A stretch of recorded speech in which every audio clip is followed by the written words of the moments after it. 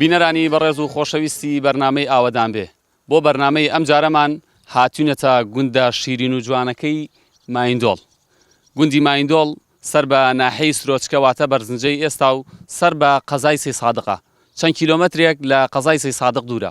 پێکەوە ئەچینە ناو گوندی مایندۆڵ و بزانین دانیشتوانی گوندی مایندۆڵ چۆن ژیانی ڕۆژانەیان بەڕێیەکەن. فەرموو لەگەڵمان بن.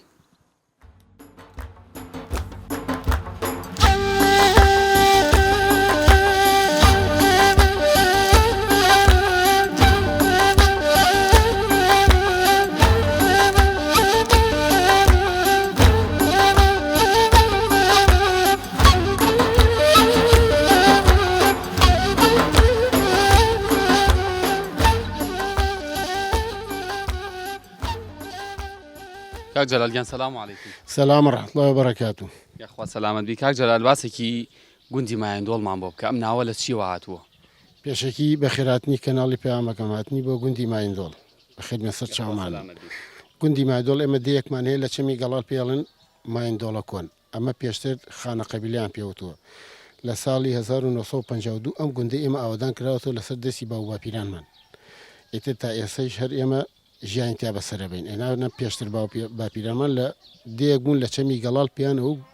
مایندۆڵە کۆن. ئێستش هەرێمە پێڵین مایندۆڵە کۆن. باشە باسێکی گوندەکەتانم بۆ بکە لە ڕووی ژمارەی دانیشتوانەکەی چەند ماڵی لێیە، زیاتر خەڵک مەشغوڵن بە چیەوە؟ فەرموو. ئەیدا 150 ماڵ زیاترە بێ. دانیشتنەکەی بڵێن بۆ سەرژمێری تقریبەن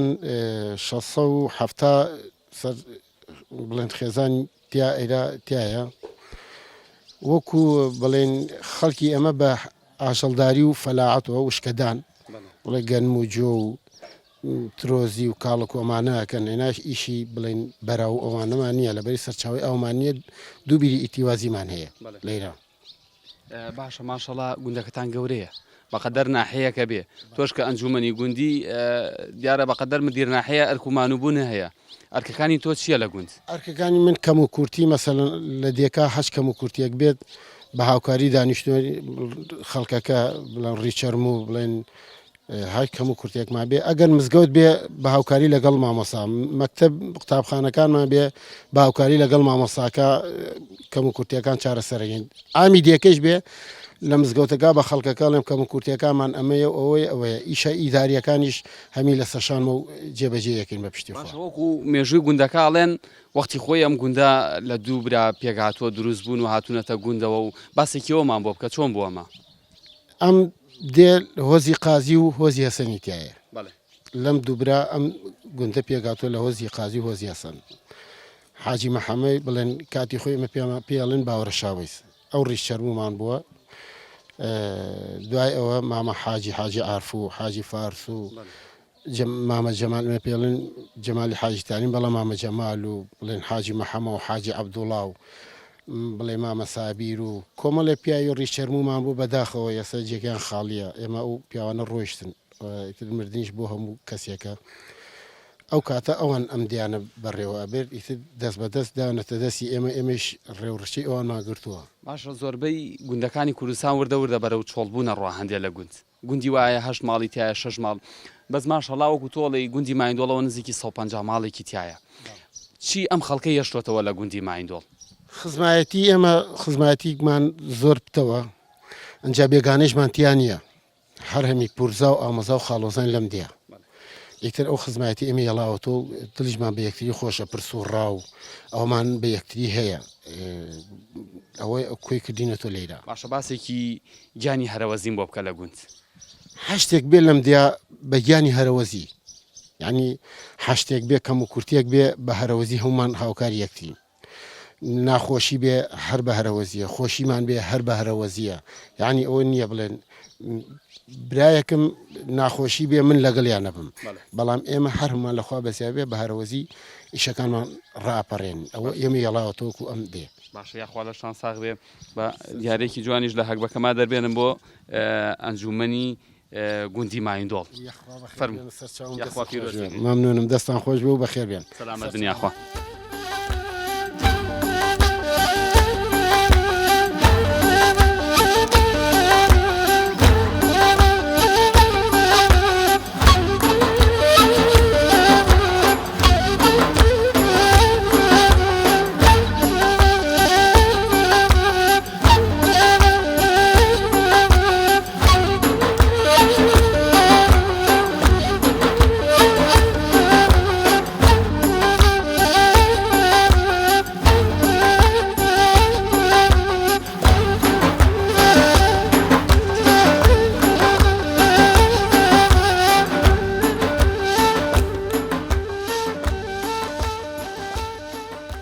کاک حاجیان سلام علیکم. عليكم السلام ورحمة الله وبركاته. یاخوا سەلامەت بی. کاک حاجی ناوی خزمەتە؟ أبو بكري برابچوكت. باشە کاو بەکر لە خەڵکی گوندم پرسیوتیان کاو بەکر ڕەمزی گوندە. باشە بۆ ئەو پێڵێن. من لخدمتي جناب تام إيوه يا خوا بخير بين بيشكي سر أو شامانة هاتن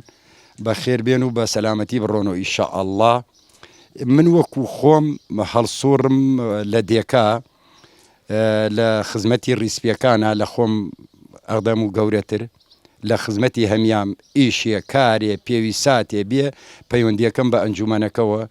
أنجومانكيش بيونديكاتو بريسبيكاني قندكو بخومو كأم إشاوة ليبكين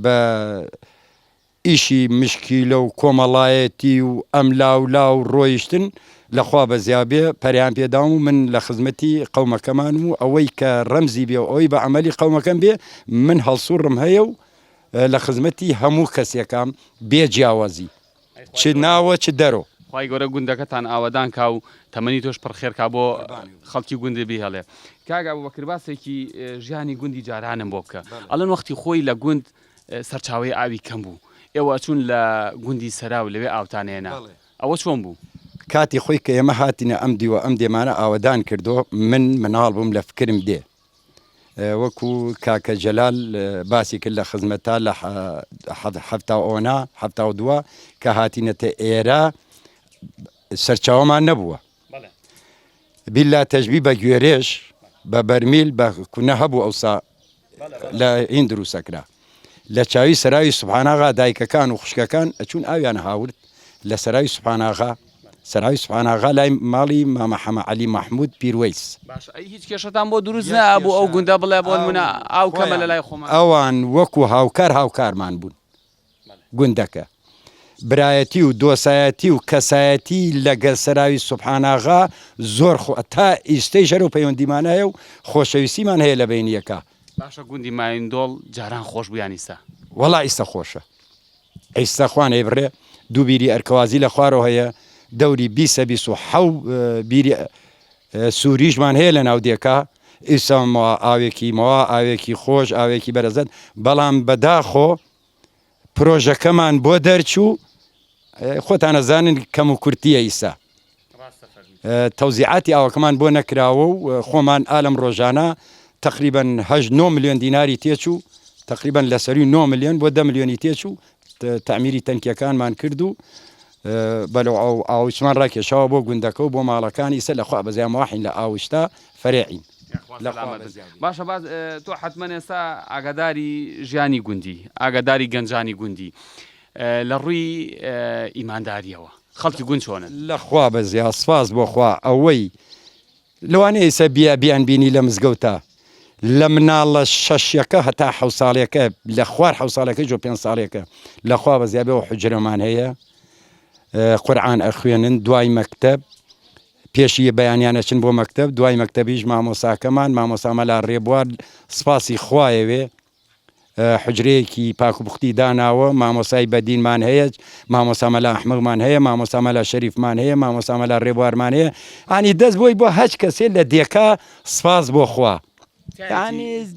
هەمووی ختمی قورعانی کردووە و دەرچووە باشە تایەتی لەم گوندەیان نوێژنەکە نەوەڵڵاهی شک نابم نە بەخوا لە 5 ساڵان و شک نابم نوێژنەکەری تیابی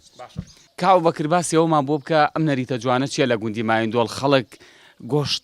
هەمووی کۆ ئەکاتەوە قوربانیەکان کۆ ئەکەنەوە لە شوێنێک و لەوێ حیوانەکان سرە بڕن و دابەشەکەن بەسەر ئەهلی گوندە لەخوا بەزیابێت کە وەختی ئەو سعاتەی کە دوای نوێژ سڵاوی نوێژماناوە ئەم لاولای یەک ماچەکەین گەردن ئازایی لە یەکەکەین ئمجار هەڵ ئەسین هەر کەس لە حەنای خۆی پاکیەکە پوختیەکە ئەینێ بەشانی وێنێتی لە حجرەی مزەوتەکە چتمان بۆ ڕاخستووە و ڕێکوپێکیەکەین ئمجار ئێنینی وەکو ئیمساڵ بڵین کە هاوردومانە تەوزیعەکەین قەرارمان وا بوو ئیمساڵ بەرنامەکەمان ئاوا بوو کە بیبینە دەرۆ بەس لە گوندەکەی خۆمانە کە دامان ناوە بەشمان کردووە چەند بەڕاتێکمان ئاگادار کرد بردمانە دەرۆ بە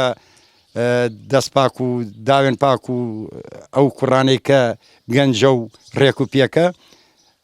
لەسەر بڕیاری ئەنجومەنەکەی ژوور ڕیسپیەکان پێشەکی ئەنجومەنەکەمان ئاگادار کرد لە سەیسایق بڵێن گەڕەکێ دانین فەقیر حاڵی تایە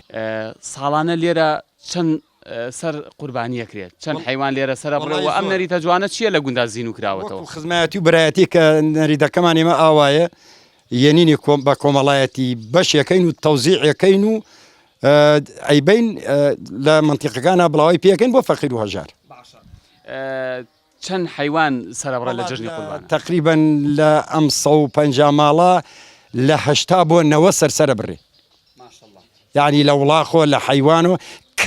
کەمی سەری نەبڕێ باشە زۆرترین قوربانی کە لەم گوندەیە کرابێ ساڵێک بە بیر و بێ چەند سەر حیوان سەر بڕاوە واللهی لە 90 سەر بڕاوە بەڵام ئیمساڵ لەوە چێ زۆرتریش بوو ئیمساڵ زۆرتر بوو زۆر باشە کاک حاجیان دەست و چاوە خۆش بە عەزەتمان نای چونکی لەخوا بە زیابێ ئەیبینە دەرۆ ئێمە بۆ خەڵ لەخوا بە زیابێ بردمانە دەرۆ پێویست ناکە خەو بیخۆیت هەمێر خۆ بیخۆیت ماشەڵڵا تەسبیحێکی جوانێ پێ من تەسبیح نایەمێ عەترێکی جوانم بۆیە ناوی لە حەج با ئەمە دەمێ بە زیاو بێ و خوانەی بڕێ و سەر خێراتنی ئینشاءڵڵا خوا سەلامەتی خوا سەلامەتی کە دەی خوا سەلامەت بیاخوا قوربانی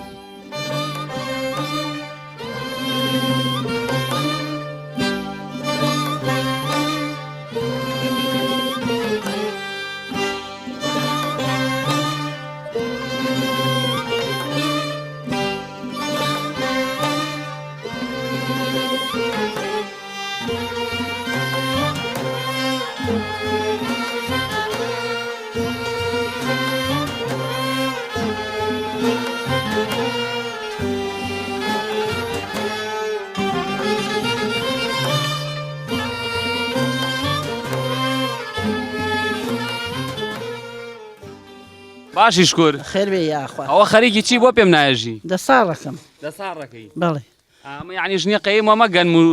ئەو شانیان نەهاڕی بەڵێ باش ئەمە چی پێکەن بەم دەساڕە ئەمە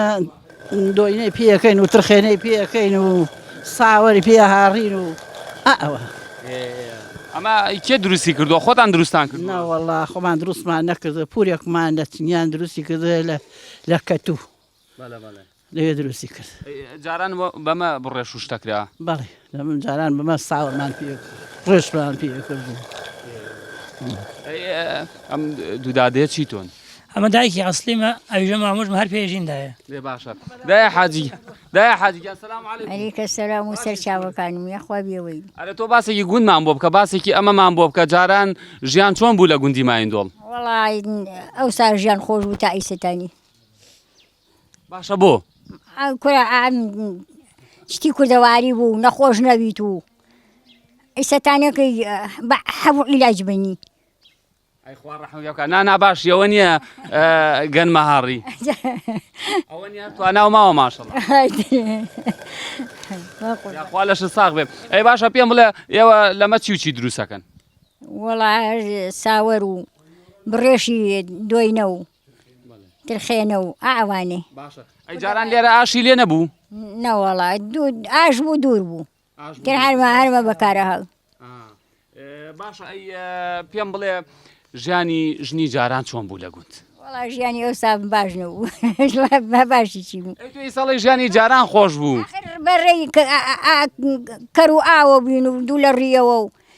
هیراکی و درە و باشە بۆ ئەم گوندە ئاوی لێ نەبوو لەکوێ ئاوتانێنا ئاوەکەی سەر چاوەکەی باشە زۆرتان پێچوو خۆتانە چوون بۆ ئاویان پیاوەکانە چوون خۆمانە چوین پیاوە چوو بۆ درە و خۆ ئێمەژە چوین بۆ ئاو سەرچاوی ئاوتان نییە لە ناو گوندەکەیە بەڵێ ئەڵێ مانی بووی وا نای سوڕێنی تۆ ئەیمانوو بووم ئەی چۆن باشە جاران چەندێک خەریکی ئەمە بووی چەندێکیوێ بۆ نمونە بتەوێت تەنەکەیە گەنم بەهاڕیت بەس نیو سعادەم هاڕی بە نیو سەعات ئەی سەر وزە و تااقەتەکەی جاران و ماوە ناتوانم تازە پیر بووم ناتوان نانا ماشەڵڵا باشی بە نی ساعتەنەکەکەمە هاڕم لێ باشە ئەمە هەر بە دەستە جەمعیە ئیسوڕێنەوەیان هەر یەک دوای هاڕینەوە ئاوا خۆمان دانەکردین ئاوە هاو دوای هاڕین و یەکەکەی هاڕین و ئاوە باشە دەیاخوا دەستان خۆش بێر لە شتاخون باشە تۆزە دیاریم بۆیە ناون بزانم ئەزانی دیارەکانی من چییە دەست خۆش هاجاران ژن بۆنی ئام حێل و مێخەکە خۆشەی لێ هات دەیبی کەرە من لە بام نیش دڵم پێ خۆش بێ دەی فەرم ئەمەش بۆ تۆ دایە حاجی گیان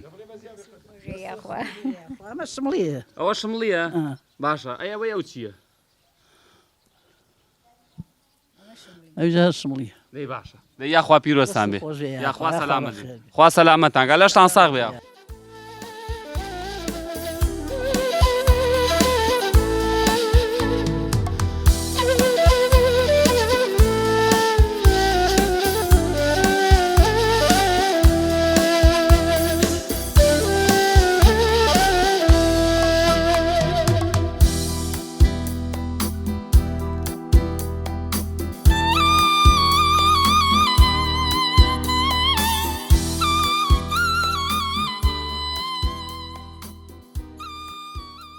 السلام عليكم باش نشكر يا اخوا سلامة بن بەسەراتێکەیە حەزەکەم خۆتان باسی بکەن لە زمانی خۆتانەوە خەڵکی گوند وتیان ئێمە ئەم قەبرستانەی کە لێرە ئەم پیاوە بەڕێزە وەقفی کردووە بۆ قەبر ئێمە تا ئێستا حەفارەمان نییە ئەم دوو پیاوە هەمیشە هەر مردوویەک بمرێ قەبرەکە ئەمان هەڵیەکەنن باسێکەوەمان بۆ بکە ئێوە ماشەڵڵا یعنی هەر بەدەست و قاچی خۆتان ئەم قەبرانە هەڵەکەنن هیچ جیازێ بەکار نایەنن پێشکی بە خێراتنتانەکەم یاخوا بەخێر بێن سەر چاوماتن الحمد لله رب العالمين والصلاة والسلام على سيدنا محمد وعلى آله وصحبه وسلم ومن تبعهم بإحسان إلى يوم الدين بخير بين سر شاوم هاتن بولادي كمان طبعا ام لادي ام قبرسانه كاتي كتبرع كراوه خالم داوتي بم قبرسانه بعرزم قبرسانه ويا كم نفر كرقي خوان انت دا كعبد الله باسي كيومان بوب كاغر بتانوي قبري قال كنن شنك تام بيتشت والله بيشجي بخيرات انتانكم طبعا قبر بيمانه تشيد ساعات 2 ساعات حتى 2 ساعات ونيو شوينه كمان خوشه يعني بيجناك ايما حتى خلقي لو ما نقال كاغا بحا فاركري باركو كينو يان خلقي خير خوازه اكاكا اما ايش كمان او بوتي عرضي خوش جاري وايا هربا بي بيل هلي اكنين اتي غناحني حفاره خينا معرضتي كي بداو ام ديو بيكاو وهل كان يقبر شنك تام بيتشت 2 ساعات حتى 2 ساعات ونيو زياتر ما بيناتي ساعات ونيو جاري وايا هلي اكنين باش يا خوانا شان صاغبي اي وتيان كخوانك كمردوكتان لي امريت لمعين دول لاغونت ناي خلنا ناو سياره طبعا هل بس ناو سياره هل يو بشاني هنين اگر لحالكتي جات دورتري بهر خلق حزقه بشان بيني زياتر وي خير كان دسكوي ام جاري واهي خلق بحفاري هل يكن شور بي وقت ولا شنو كوي فريانا كوي برواد لني وريا قريتو بس يما ليرا اقل سليماني جوبيت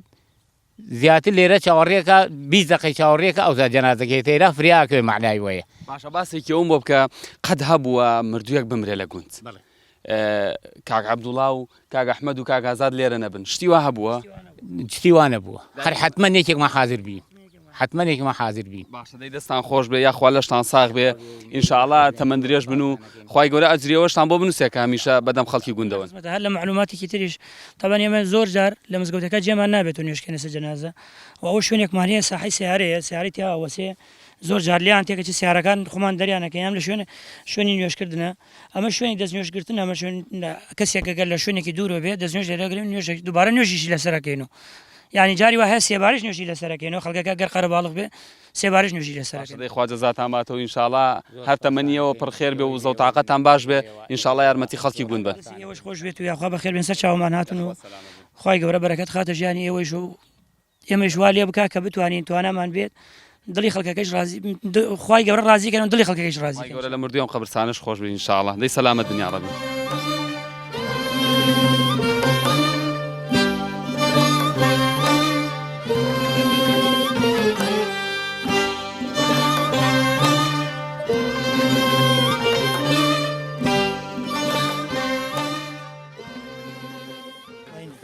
السلام عليكم أهل الديار من المؤمنين والمسلمين وإنا إن شاء الله بكم لاحقون نسأل الله لنا ولكم العافية. سلام إخواتنا لي إخوان قوركان لباور داركان ولا داركان خوالا جناهي إمو يشخوش به بپشتیوانی خواه مجیم ولا يو. خواهي قور سلامتك يا ربي.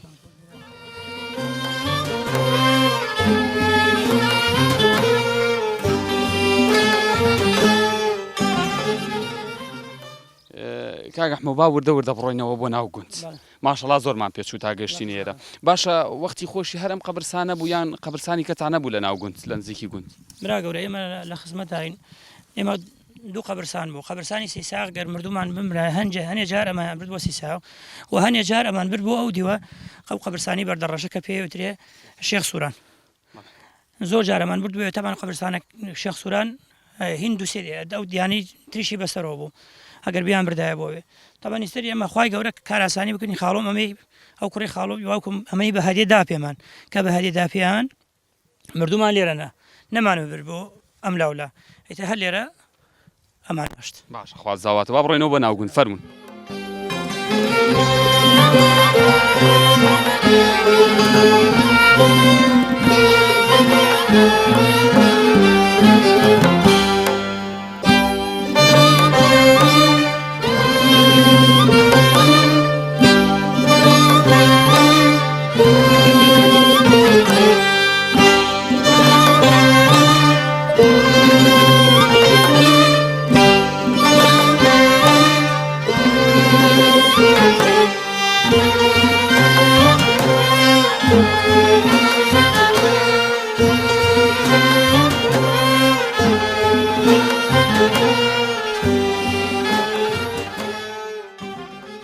ئەی ماشەڵڵا ماشەڵڵا دادە جوانەکان سەلام عەلەیکوم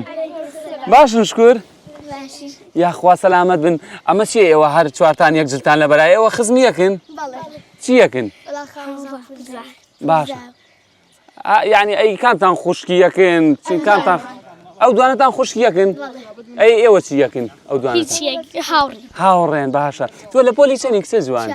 لە چواری ئەی ناوت چییە سەدا ماشەڵڵا ئەی تۆ ناوت چییە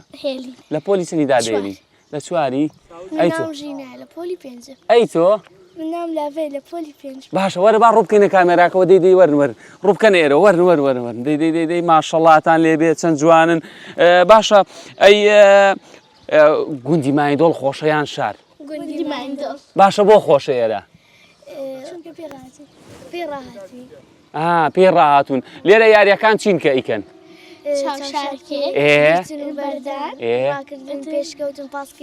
باشە پێم بڵێ لە ڕاکردن تا کامتان زۆر ئازان کامتان زۆر ئەوە زۆر ئازایە باشە ئافەری باشە سرودێکی خۆشم بۆ ناڵێن چی؟ مستەفاڵێن دە باشە دەی با من بێمە ئێرەوە دەی ئێوەش کۆ بنەوە و باشە دەی یاڵە دەی سرودێکی خۆشم بۆ بڵێن مستەفا بۆ گیان و دڵشیفە گەورەی پێغەمبەرە سەرچاوە بۆ وافە ئامێزی بۆ بێ باوک پڕ لە سۆز و وافە دڵشەیدایە بۆ ئەو یانفیدایە بۆ ئەو بەنیازی لە دواڕۆژ بیبینی نووری ئەو سارودی خوای لێبێ سالامی خوا لە ئەو شەوڕاوی پێکرا بەرەو ئاسمان برا خوای گەورە و فریشتە ساڵاواتیان لێنا یاخوا دەستان خۆش بێ یاخوا هەر سەلامەت بن ئادی بە دیاری جوان جوانتان بەمێ ئەمە عەتری جوان ئەمەش عەتر بۆ تۆ حەزت لە عەترەیان تەزبیح تا حەزت لە تەزبیحە باشە دەی یاڵە دەی با تەزبیحێکی جوانە بەمێ بزانم تەزبیحم پێ ماوە ئەم تەزبیحە جوانە بۆ تۆ دەی دەستان خۆش بێ دەی خواحافیز سەلامەت بن خواحافیز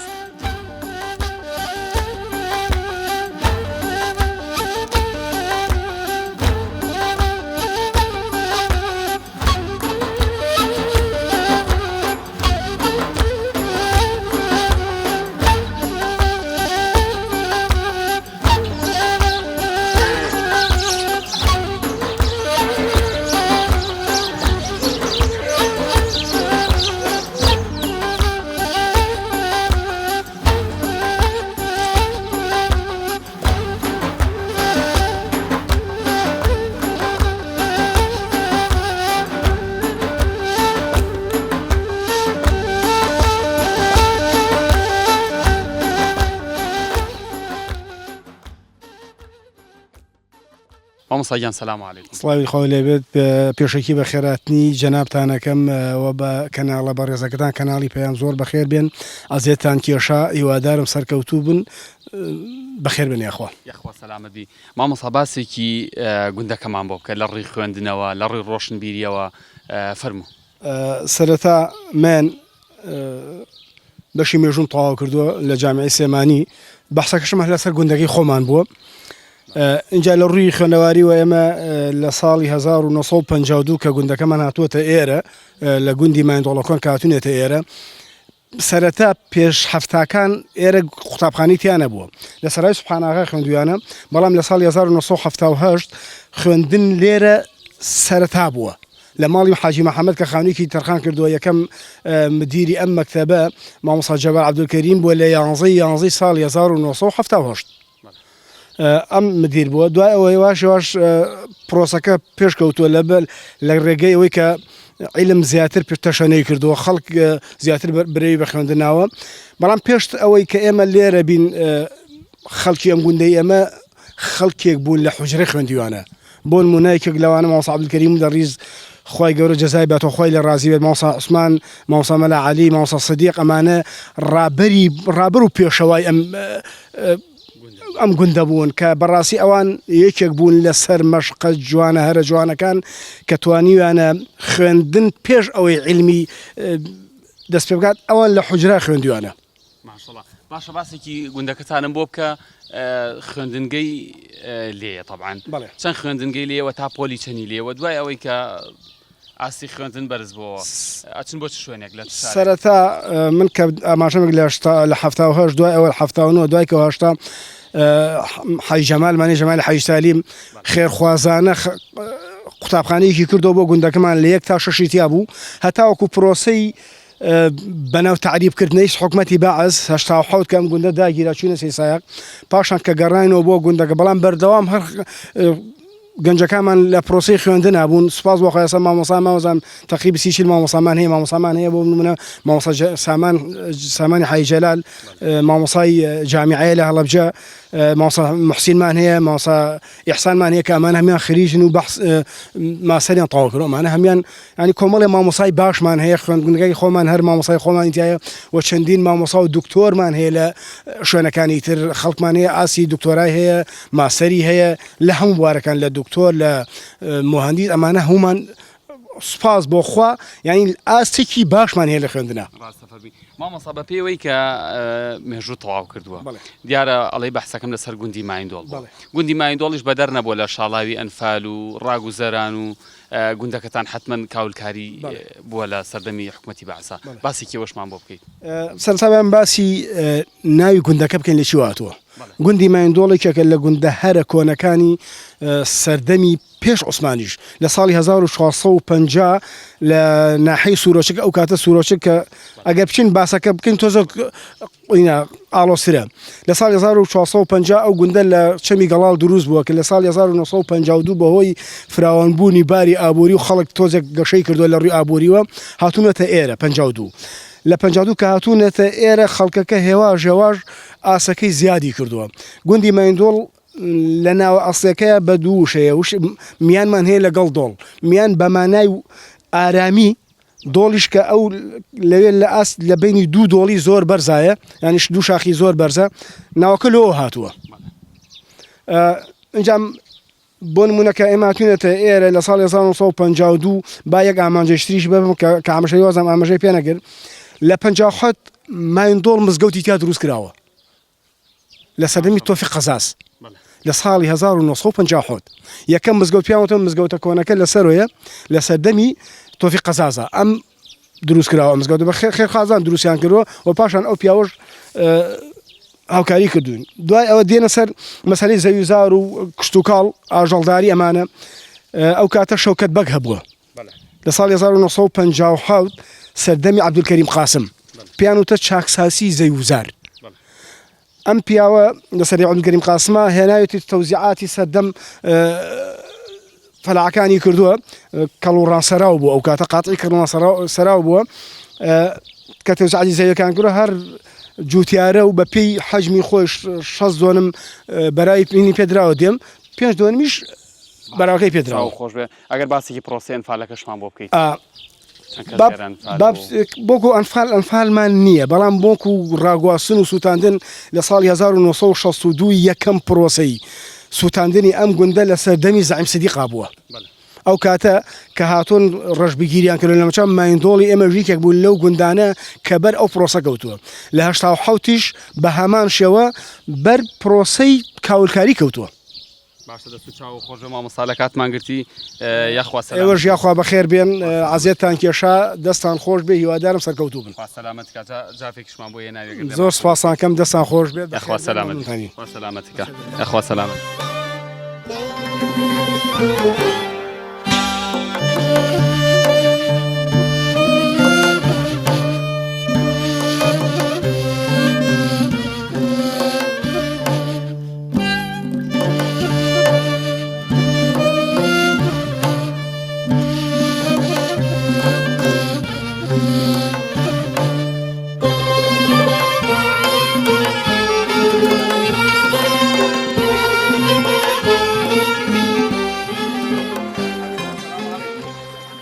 لا يا حاجيان السلام عليكم. سلام بخير بي سرچاو باشي شكر بيوي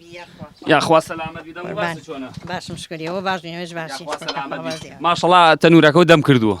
ارا والله اما لكي ودم كردوه والله لساعات هشت ودم كردوه اي باشا اي اما تشي بيكن كليري بيكين هر كليري بيكن ارا والله دون كليري بيكين كليري تنوري بيكين فنجا كيشي ام جار ام كليري سوزكي جي بيكين ما شاء الله من يكم جار ما اما ببينم ما شاء الله من نانوشي لسركنا ما تشي بيلن بمجورا نانكدنا بيكن بيالين تبلكي بيالين باشا ام جوازي ام كليرة وكليرة كاني كتشيا ايوه تشي وتشيا كان ناو هبيرك ام شيري تيكين خمري تيكين هيلكي تيكين روني تيكين بي باشيلي باشا اي تامين انا كتشونه لا تامي خوش تامي خوشه بالي باشا كز بدو خوينا على ترجع اي خبز انا تامي خوش يعني باشا دوياك علي يا خوين اي دادل يرا تشيكا يار متى دا بالي تو تشي بوكي بودا يا حاجي والله خوم لقل ياكم تنوركم بودا اخا خوم اي شيلمو وشي بيويا باشا اي بيم بلا هر اي ولا مغونديا امنانا كان يان غوند ما شاء الله همي سرقالي اوي ايكا بالي همي تنوري هي ايكا ما شاء الله باشا ام اما تشي ام دارتشي تيروكا بالي اما بيبانا كي تو بس سوزيك بالي باشا ايوا تشيكن هو دايكما دايكتا بالي اي ما شاء الله تاني ما شاء الله لا تقول باشا دا يا حاجي جاران جني غوند لا غوند ئەمشتە جوانیانە کردە ملیان بۆنێکی خۆشی لێ هات ئەمە من بیەم بە تۆ بە دیاری بە قوربان و دەست و خۆش بۆ دیارەکە و جا ئێستا ژنی ئێستا بۆ بە مۆدێرن بۆنی عتری مارکەومانی لێ جاران نەنەحاجەکان هەمویان بۆنی ئەم شتە خۆشیان لێ هاتوا بوو ڕێوەڵار بوو هەر ماوە لە گوندەما ئەرەوەڵار ماوە باشە با بیەم بە کچەکەش دوایەکە گلەیمان لێ نەکە ئافەرمۆمەش بۆ تۆ دەست و خۆش بۆ دیارەکەیش و زۆر پارچەی لە نانەکەم بەرە بزانم تامی چۆنەمە هێلکە تیا کردووە و چی و چی تیا کردووە هێلکە و خمرە و سۆدە و ڕۆن ئەڵە شیریشم تیا کردووە بەڵێ باشە ئەڵام دەست و چاو خۆش بە زۆر بەلەزەت بوو ماشەڵڵا باشە دایە حاجی پێم بڵێ تۆ ئەم تەنورەکە لێرە دەمە کردووە جارجار ژنی گوند داوات لێیەکە ئەویش بێت لێرە نان بکات بەڵێ ئەوان ژێن لێ یەکەن ئەم دەراوسێمانە گشتیانێن لێ یەکەن خۆتان هاوکاریەکەن یان هەر هاوکاریەکەکەین بەڵێ ماشەڵڵەن گیانی هاوکاری لەم گوندەیە زۆر زیینوە جیاوازە لە گوندەکانی تروایە وڵایتر سوزانە خۆمان هاوکاریەکەکەین تر نازانم ئەتۆ باسێکی قەی من بۆ بکەشن جاران سعات چەند هەڵەسا ئیشەکانی لە گونچی بوو هاوکاری پیاویە کرد چۆن بوو وڵا کێشە و گێرە و هینمان لێ پیاوە کرد چون ئیشمانە کرد لێ پیاوە دایمە لە دوای پیاوە ئیشمانە کرد باشە زۆر لە کاتی ناگرم یەک پرسیاری لەکەم ئەم تەنورە خۆتان دروستان کردووە یان چوون لە شوێنانی ناوتانە لە شوێنان هاوردومانە ناوتانە سایق بەڵێ باشە یاخوا لەشتان ساغ بێ و یاخوا هەمیشە ئاوا لەش ساغ و تەندروست بن ئینشاءڵڵا نانەکەشتان تامی خۆش بوو ماشەڵڵا دێوەی بیاخوا یاخوا سەلامەت بن دەی لەشتان ساغ بێ یاخوا سەلامەت بن یاخوا هەر ئاوەدان بێ ئینشاءڵڵا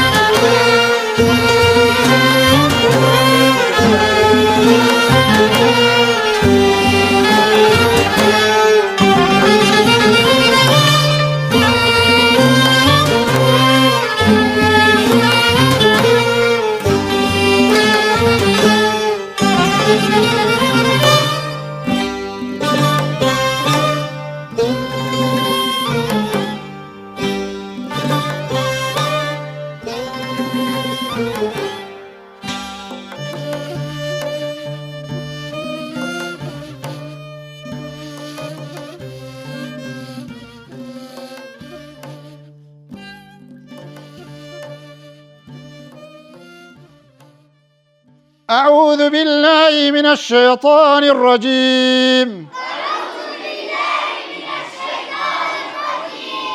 بسم الله الرحمن الرحيم. قل أعوذ برب الناس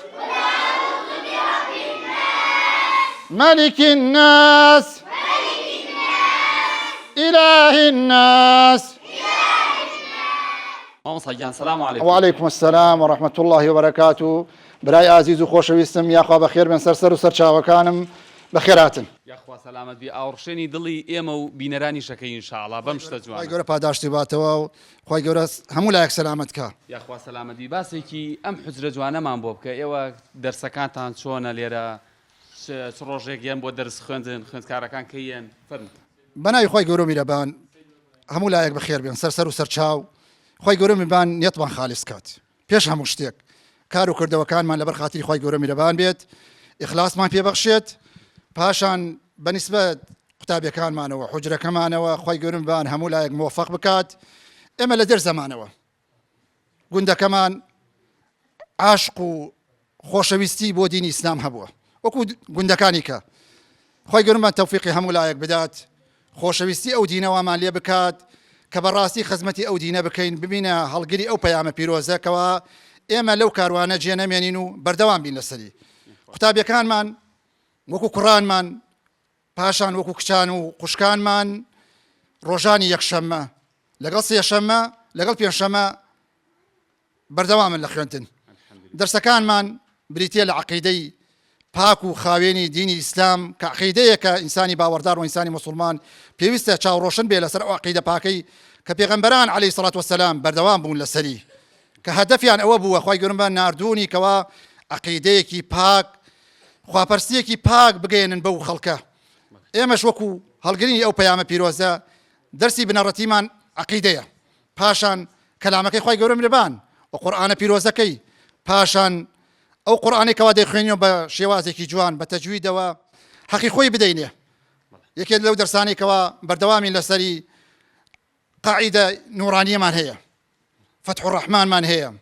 پاشان لە بابەتی فقهەکانە ئینسانی باوەڕدار و ئینسانی موسڵمان بەردەوامە ئینسان کەوا خۆی لێ شارەزا بکا و مناڵە چاوگەشەکان و قوتابیەکانی لە چاوڕۆشن بکاتەوە. الحەمدولله. باسی ژمارەی خوێندکارەکانم بۆ بکە. چەند خوێندکارتان هەیە؟ خوێندکارەکانمان الحەمدولله بەردەوامن کە خی گەورە تەوفیقیان بدات 50 قوتابی خوێندکاری کوڕانمان هەیە الحەمدولله. وەکو خوشکان وەکو کچانمان تقریبا 90 قوتابیەکمان هەیە الحەمدولله. حجرەی تایبەتمان هەیە بە ئافرەتان کە جیاوازە لە کوڕان خی گەورە تەوفیقی و مامۆستایانە بداتەوە مامۆستا ئافرەتانیان هەیە کەوا خی گەورە پاداشتیان بداوە خۆبەخشانە هاوکارمانن دەستیان خۆش بێت موفق بن خی گەورە سەرکەوتیان بکا و بێتە سەدەقەیەکی جاریە بۆ خۆیان پاشان بۆ دایک و باوکیان. مامۆستا حتمەن ئەم حجرە جوانە کە ئێستا لێرە هەیە لە زمانی کۆنی شەعاوە حتمەن هەر ڕۆشن بووە ئەم گوندە جوانە. باسێکی زمانی زووی گوندمان بۆ بکە ئەو مامۆستا کۆنانەی کە لە گوندا پێگەشتون و تێگەشتون و خەڵکیان تێگەیاندووە کێ نەگەر ئاماژەیەکیان پێ بکەی فەرموو. برای خۆشەویستم هەر لە دێر زمانەوە گوندەکەمان الحەمدولله خولیای مامۆستای ئاینی بووە. لە سەردەمانی زوودا کە وەکو مامە و باوە گەورەم و پیاوە بەرزەکان دەیگەڕنەوە لە سەردەمانی زوودا مامۆستا مەلا محەمەدی لارمان هەبووە پێش ئەویش مامۆستایی کەمان هەبووە کە مامۆستا محەممەد بووە پاشان ئەو دوای ئەو مامۆستا مەلا محەمەدی لار هەبووە خۆکە خۆی گەورمبان لێی خۆش بێت پاشان دوای ئەو کەوا مامۆستا محەممەدی کەمان هەبووە کەوا کوڕەکانی عەبدولقادر و مامۆستا مەلا کەریمیان هەبووە کەوا ئێستا وەچەکانیان ماوە پاشان دوای ئەوە کەوا هاتووە بە دوای ئەودا مامۆستا مەلا ڕەشیمان هەبووە مامۆستا مەلا ڕەشی من یەکێ بووم لە فەقێکانی کە خۆی گەورمبان لێی خۆش بێت بەڕاستی زۆرمان بوو لەگەڵ ئەم گوندەی ئێمەدا بەڕاستی من تەوسیەم بۆ خۆم پاشان بۆ ئەو خەڵکانی کەوا دەمان بیستن و دەمان بینن با مناڵە چاوگەشەکانیان بنێنە بەر خوێندنی ئاینی هەوڵ بدەن با حوجرەکانمان و خوێندە ئیسلامیەکانمان چۆڵی کردووە با تەشجیع بن باوکان و دایکان مناڵەکانیان تەصحیە پێ بدەن بەڕاستی لە بیرمە کە مامۆستا مەلا ڕەشی لێرە بوو خۆی گەورە پاداشتی باتە و خوا لێی خۆش بێتە سەدەقەیەکی جاریە کە ئێمە وەچەی ئەو پیاوە بەڕێزەین و لە دەستیەوە فێر بین باوکم بەیانیان زوو نان و ماستەکەی دەدا بەدەستمەوە دەیبی بمامۆستا بانی ئەو وەختەی زمانی زوو خۆڵ بوو لە دار و لە خۆڵ دروست کرا بوو پێش هەموو ماڵ گێڕانەکان کە ماڵ بە باگردێن دەگەڕا پێش هەموو شتێ ماڵەکەی خۆمانێن دەگەڕا ڕای دەکرد ماڵی مامۆستای دەگەڕا کە دەرسی ببنەوت خی گەورە پاداشتیان باتەوە ئەوە نمونەیەکە نمونەی زیندووە کەوا ئینسان بزانێت ئەو دایک و باوکانە تەژیعی مناڵەکانیان بکەن دەست بگرن بە مامۆستایانێکەوە هاوکاری قوتابیەکانیانن پاشان دوای مامۆستا مەلا ڕەشی خی گەورە پاداشتی باتەوە دوای ئەو مامۆستا عوسمانێکمانە بوو کە مامۆستای پیانەوە مامۆستا عوسمانی خەیات هەد ماوەیەکی لێرە مامۆستایەتی کرد پاشان دوای مامۆستا عوسمان مامۆستا مەلا عەبدوڵای باڵا بەرزمان هەبوو کە خی گەورە میان پاداشتی باتەوە بەڕاستی زۆر ماندوو بوو لە گوندەکەماندا پاشان مامۆستایانی بەڕێز مامۆستا مەلا عەلی عەبدولعەزیز مامۆستا مەلا عوسمان خی گەورە لیان خۆش بێ سەردانی ئێمەیان دەکرد دەهاتنە ئەم گوندە خوا لیان خۆش بێ خی گەورە پاداشتیان بداتەوە تشجیعی ئێمەیان دەکرد پاشان دوای مامۆستا مەلا عەبدوڵا مامۆستا مەلا حکمەتمان هەبوو کە لێرە ئێستا ڕۆشتووە ئیمام و خەتیبە لە گوندی بەردەڕەشە خی گەورە پاداشتی باتەوە ماوەیەکی زۆر لێرە خزمەتی کرد مامۆستا مەلا عوسمانمانەوە عوسمانی مامەلەیان پێدەوت مامە عەلی ئەوش ماوەیەکی زۆر لێرە خزمەتی کرد خی گەورە پاداشتی باتەوە تقریبا بیبژێرە تا ئەمڕۆ کە مامۆستا مەلا برهان و مامۆستا مەلا ئەحمەد و ئێمەی کە مامۆستا ئوسامە کە ئێرە خزمەتەکەن تا بیژێرە وەچەیەکە بەڕاستی مامۆستا ئەڵێن مامۆستا عەبدولکەریمی مدەڕیسی ژار خەڵکی مامۆستا مەلا عەبدولکەریم خی گەورە پاداشتی باتەوە خۆم لێرە بووم دەستی زیارەت کردووە هاتۆتە گوندەکەمان بەڵێ خۆم بە خزمەتی گەشتوم دەستی ماچەکەم خی گەورەمان لێی خۆش بێت ئێمە کەسی ئەوین و هۆزی قازیە بەڕاستی فەخر و شانازی پێوەکەی خی گەورەمان ئەمن و ئەمانمان لێ تێک نەدات وڵاتمان پڕ خەیر و بەرەکەت بکات خۆشی و فەڕەحی بڕێژە بەسەر گوندەکەمانە تەبایی و برایەتی و خۆشەویستی لە نێومان ئازاد بکات خی گەورە سەرکەوتوتان بکات خی گەورەمان بە ئیمانەوە بمانژێنێ و بە ئیمان و مانگێڕێتەوە لای خۆت سبحانك اللهم وبحمدك أشهد أن لا إله إلا أنت أستغفرك وأتوب إليك یاخوا سەلامی مامۆستا جا چیدن لای خوێندکارەکانیش بۆ قورئان خوێندن جا پێغەمبەری خوا صلی الله عليه وسلم فەرمێت خەیڕکم من تعلم القرآن وعلمه باشترین تانەوانن کە خەڵک فێری قورئانەکەن وانشن ئەوانش کە فێری قورئان خوێندنەوە بن جا چینە لایم خوێندکارە خۆشەویستانە کاکە جوان سەلام عەلیکوم السلام ورحمة الله وبركاته ياخوا باشم یاخوا سەلامەتی باشە دەنگت خۆشە ماشەڵڵا بەڵێ باشە لە قورئان خوێندنا گەشتوویتە کوێ والله لە سوورەتی نیساء لە سوورەتی نیساء باشە دەی ناوت چی بوو کاکە جوان محەممەد شەریف باشە کاکە محەممەد شەریف ئەتوانی ئاەتێکمان بۆ بخوێنی لە قورئانی پیرۆز أعوذ بالله من الشيطان الرجيم بسم الله الرحمن الرحيم ألف لام ميم ذلك الكتاب لا ريب فيه هدى للمتقين الذين يؤمنون بالغيب ويقيمون الصلاة ومما رزقناهم ينفقون والذين يؤمنون بما أنزل إليك وما أنزل من قبلك وبالآخرة هم يوقنون أولئك على هدى من ربهم وأولئك هم المفلحون خوش بێ یاخوا سەلامەت بی یاخوا هەر دەنگە خۆش بێ کاکە جوان سەلام عەلیکوم عليكم السلام باشی شکر والله باش خوش بێخە ئەمە چەندێکە توێی بۆ ئەم حوزرە خەریکی قورئان خوێندنی والله نزیکەی 4 ساڵ بوو ئەی باشە گەشتوویتە کوێ والله لە سوورەتی نیساء باشە یعنی زۆرێ نەماوە تەواویکی بەڵێ باشە ئەی ناوت چی بوو سان سیروان کاکەسان ئادی تۆش بزانین دەنگە خۆشە چەنایەتێکی قورئانی پیرۆزمان بۆ بخوێنە أعوذ بالله من الشيطان الرجيم بسم الله الرحمن الرحيم يا أيها المزمل قم الليل إلا قليلا نصفه أو انقص منه قليلا أو زد عليهم ورتل القرآن ترتيلا إنا سنلقي عليك قولا ثقيلا دەست و چاو خۆش بێ و یاخوا سەلامەت بی دەستان خۆش بە مناڵە جوانەکان مامۆستا گیانجا ئەم دیارێشمان لێ وەرگرا ئەڕۆینە خزمەتی تەلەبەکان بە هەندێک نوقڵە و چکلێت و شتی دەست خۆش بێ دەست خۆش بێ دەست خۆش بێ و خوا گەورە سەرکەوتوتان بکا و ئەبێ دیارەکەتان هەرمی هەر خۆشە خوا سەلامەتتان کە خوا سەلامەت زۆر لە کاتان نەگرین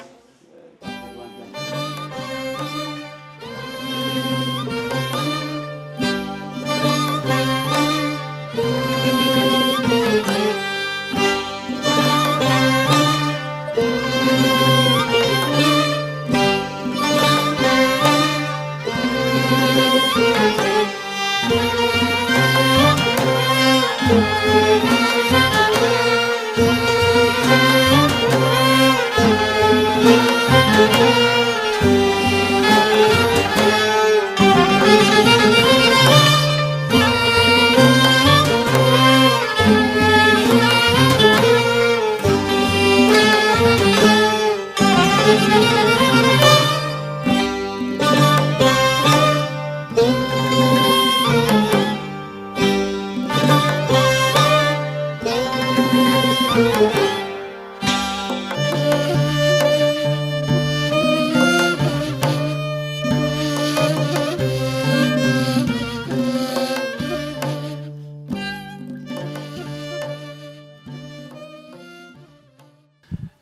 کاک حاجی من بەیانی زوو هاتم بۆ گوندەکەتان تازە خۆراڵات بوو تۆم بینی وردە وردە هاتی بەرەو مزگەوت و ئێستا بینم ماشەڵا لە بەیانیەوە خەریکی قورئان خوێندنی ئەمە مانگانە چەندێ ختمەکەیت وڵی تر بە گوێرەی توانام بێت لەوانەیە لەمان یەکا دوو کەڕەت و توانایشم نەوێت کەڕەتێک و تر ئاوە باشە پێم بڵێ هەموو ڕۆژێ ئاوایی بۆ مزگەوت وڵی تر ئەگەر ئیشاءڵڵا خوا هیدایەتمان بیا و لەسەر ئەم عەقیدە بمانیاڵێ و هەموو موسڵمانان ئیشاءڵڵا باشە ڕۆژانە سەعات چەندی بۆ ئێرە وڵا ڕۆژی وا هەیە سەعات نۆیەم ڕۆژی وا هەیە سەعات نۆ و نیەم ڕۆژی وا هەیە سەعات دەیەم ئیتر ئاوە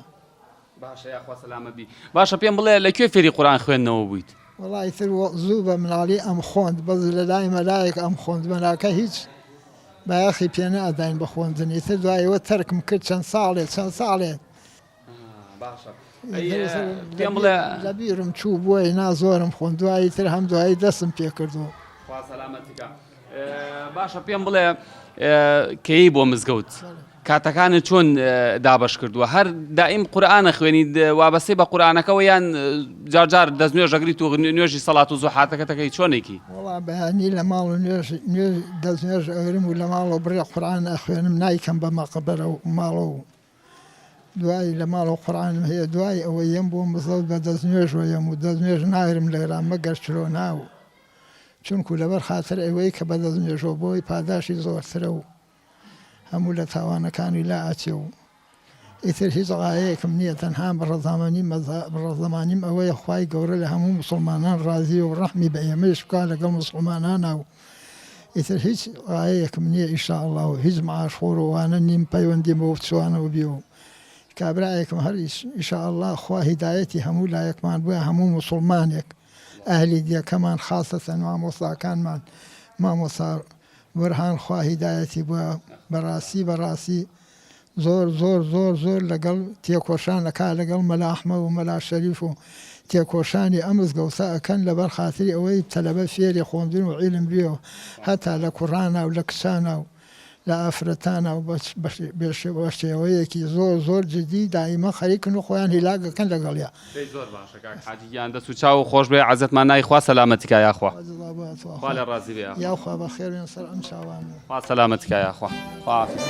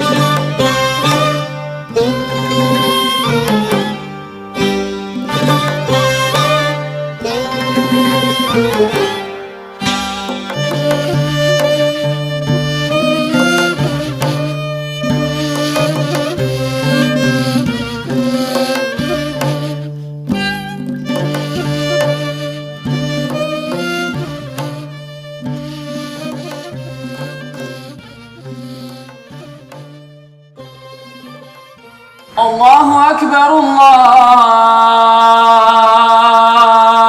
أكبر الله أكبر الله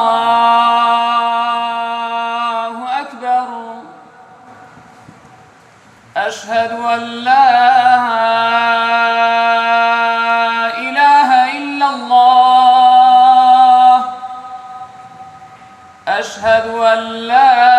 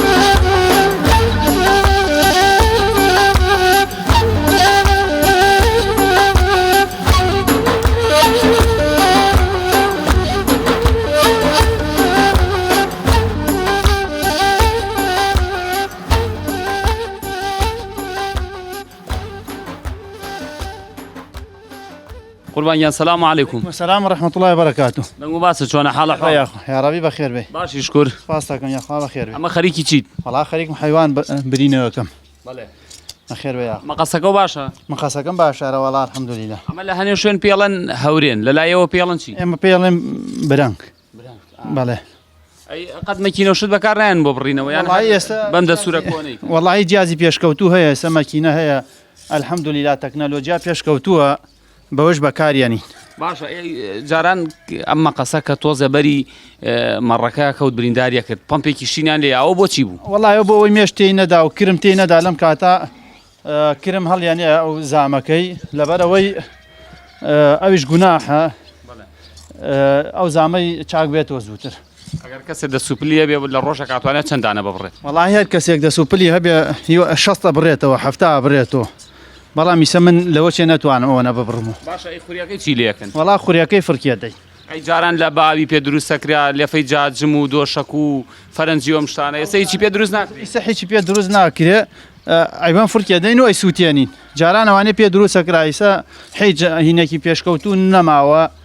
حکوومەتمان تۆزێ ئەو پەرە نادا بە و شتانەکە بەکاری بێنێت. بەرە وڵا گوناحەوە لە هەموو وڵاتانی دنیا هەموو شتێکی پێ دروستەکرێ خە پارەی پێدا بەڵام ئێستا لە وڵاتی ئەمە ئەوێ بیسووتێنین.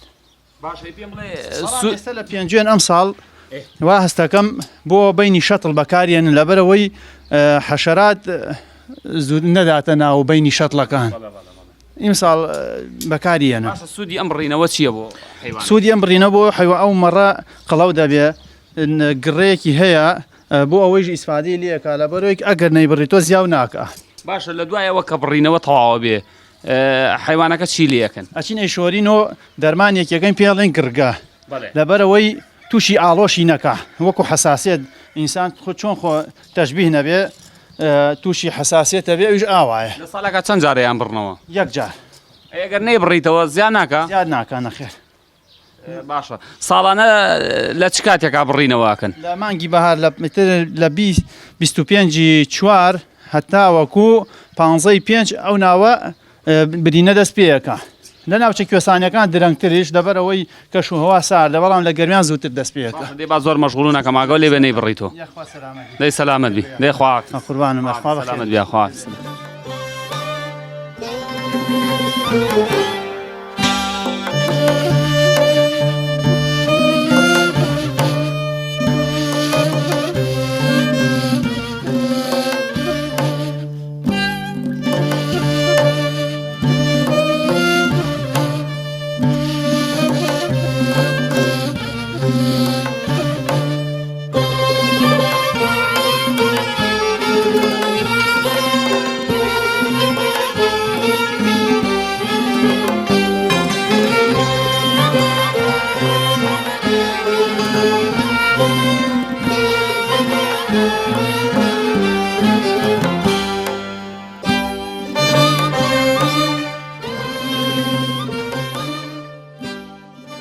خۆشەویستان و ئازیزانی بەرنامەی ئاوەدان بێ ئەم جارەش هاتینە کۆتایی بەرنامەی ئەم جارەمان لە گوندە شیرین و جوانەکەی